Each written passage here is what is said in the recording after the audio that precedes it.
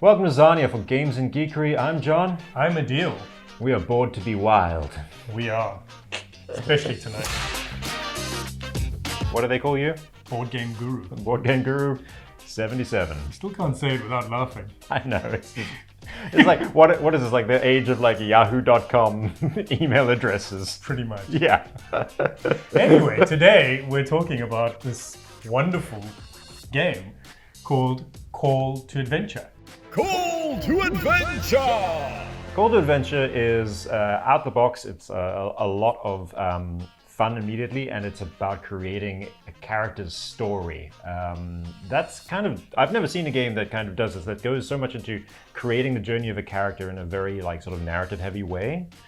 And I think the whole fantasy and RPG kind of stuff is really in at the moment in the board game world. So they're really leaning into a lot of those tropes and a lot of that as a theme, which, 25 years ago they did that, and then it kind of moved into things like Cthulhu and zombies and all that kind of stuff. But now fantasy's made quite a resurgence, and I like it. I mean, they've done a very good job of capturing a lot of those tropes that you see in fantasy books. The base game is relatively generic, so it's got a lot of things like your kind of character you might be a performer, you might be a pickpocket, those kinds of things.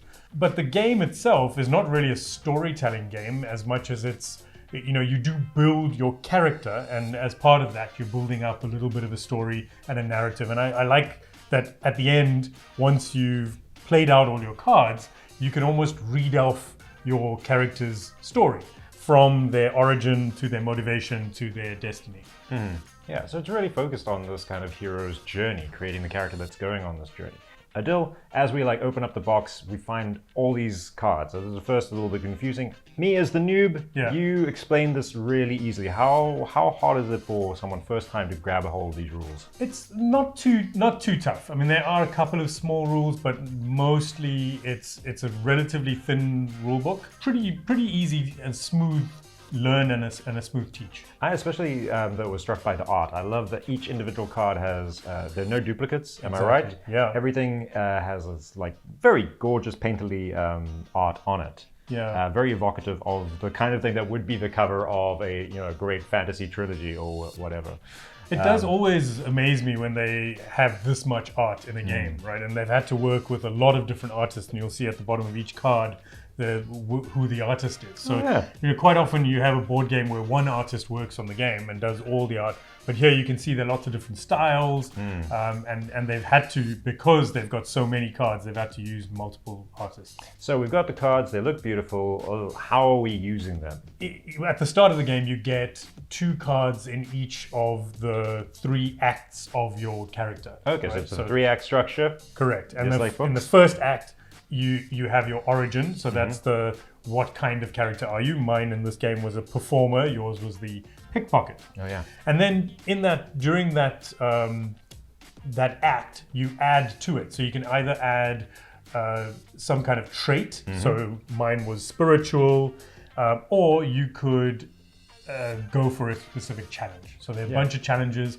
And the first challenge that I took on was there was an unwanted suitor, and I managed to charm a wealthy noble. Oh, very nice, very nice. As a performer, that was pretty easy for me.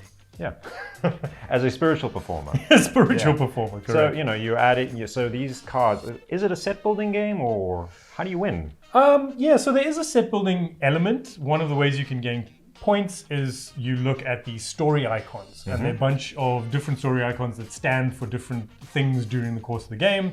If you have 2 of the same, you get 2 points at the end. 3 of the same gets you 4, and 4 of them gets you 8. So you get, it sort of ramps up a little bit, and that's one way that you can gain points. Yeah. So I've found that mechanism really kind of interesting. This building of different character traits and different major events in the character's life to be a very fun and compelling thing that goes well with the art. But I really like the way you face the challenges. Yeah. With these things. With the runes, and that's such a novel way of doing it compared to using dice. So on each rune, you're going to have either a success or you're going to have a failure. So these are the base runes that you have. There are 3 that you would always throw. And then you add to that based on what you've got in your tableau. And specifically for a challenge, it tells you which of the traits, which of the characteristics you can use. You would add certain runes to your hand. So, for example, if I was trying to take on this forbidden law, I would need intelligence and also dexterity, and then I would add those to my hand. Which is another thing, is that it's building on. It uses a similar thing to Dungeons and Dragons with the same, like the 6 main traits. Yeah, but you're not using D6s or even D20s or anything. Ruins. So, and then you would also get to spend some of these experience points. So you can spend an experience point to add the dark runes. So the dark runes gives you an opportunity to get corruption. Right? Okay, So these are really good. At least you're going to get 1 success. At most you can get 2 successes, but you then get corrupted.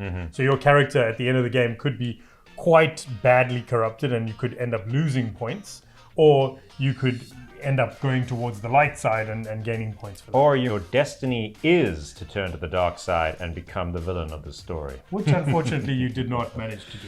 No, I didn't, unfortunately. I play good. I like to play good. But that takes us to the winning and losing part of this game. This is a points-based system, but it doesn't feel very competitive. Correct. And I like every time I've played it, it's been reinforced for me that the game for me is not about the points. It's not about winning. It's actually about building up this character. So even if, and generally the scores are pretty close, except for that one game when you thrashed us handily. Yeah. But the points are pretty close, and then the most of the fun for me is in being able to tell your story at the end and kind of read through it all. But at the end you gain those points for the icons that you have. You gain points for each of these hero cards that you play or the anti-hero cards that you play. You also get some points. You additionally get points based on where you end up on this enlightenment track as well. So this is the one thing that didn't totally satisfy me, because it is setting itself up to really scratch the itch of creating a story with the chapters of your life and all the attributes and all these things you're facing. But I didn't quite. I've got this rebellious pickpocket. He's a thrill seeker. They're brave. They've escaped pursuers. They spoke the name of wind. But who are they? I don't know. I feel like there is an element that has taken stories and tales down and broke them down to component parts. Yeah. But I think you need a little bit of a role play element at the table. Okay. Where I had the most fun was in cards where that allowed me to draft your abilities and pair up with you. Sure. And that little bit of interplay where I was like, all right, Adhil, we're going to defend the city together. Yeah. You and me. But then, I'm a bit of a drama kid. That's what I like. Yeah, I mean, I didn't really. I wasn't too sad about the lack of interaction, but there are some of these anti-hero cards do allow you to get in the way if someone's trying to do a challenge. It might, I had one which I didn't get to play, which makes you retake a challenge. Oh. Right. So if you just about made it and then I make you do it again. So I thought those are interesting enough. I didn't really miss the interaction that much. But one of the things you said earlier was you would have liked to have named the character. Oh, and yeah. I think I would like this character to have a name. This nameless, rebellious pickpocket, thrill-seeking, and brave. Who are they? Yeah, and in some of the other games that do something like this, like Role Player is a game which uses dice instead of cards to try and build up your character. And I believe that they have some names as well. So some of those characters, you would choose a particular character and you would have a name, which also leads to another point, which is I think some people feel a bit unsatisfied that I haven't done anything with this character. I've spent my whole game building up the character, but I never get to do anything with it. And potentially, that opens them up for some kind of expansion to be able to do that. I know Role Play has done that, where they have now built an expansion where you can take the character you've made and go and do an adventure. Oh yeah, that makes perfect sense. And of course, also speaking of expansions, there's expansions for this for Name of the Wind and Brandon Sanderson's Way of Kings books and such. So this does get added to a lot. It does, and it was entirely created through Kickstarter. So this was one of those where people had to sign on, and it was extremely popular when it happened. And when they launched the game right at the start, they already had this first expansion, the Name of the Wind expansion that we were playing with here. And I think that was a big part of what really interested people. People that would like this game are probably reading those books. They're probably reading the Name of the Wind and the Stormlight Archive and all of that. So I think they're going to continue going down that road, because this is a relatively small producer, manufacturer of games. They've only had a few games so far, but this is one of their big hits. Yeah, and I can see why. This is like very engaging, and it's not super competitive, so you can play this kind of as a group and just have like a really nice experience telling a story. Exactly. Or creating a character who's going to go off and have a story. Yeah. Yeah. So, any final thoughts? So I think most of our viewers are probably going to be into fantasy in one way or another. If you're into fantasy, give this game a shot.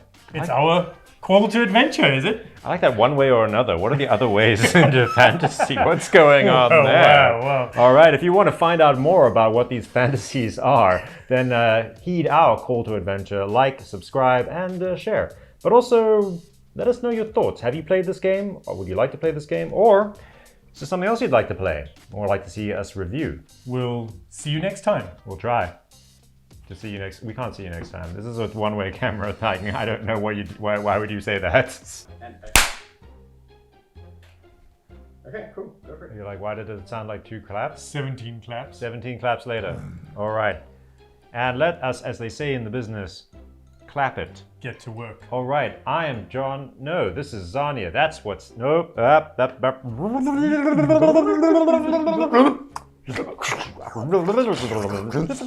2 hours later. Okay, anyway, yeah, we've played the game now and fast forward, and anyway. Welcome to Zarnia for Games and Geekery. I'm John. I'm Adhil. And we're here to play games with your heart.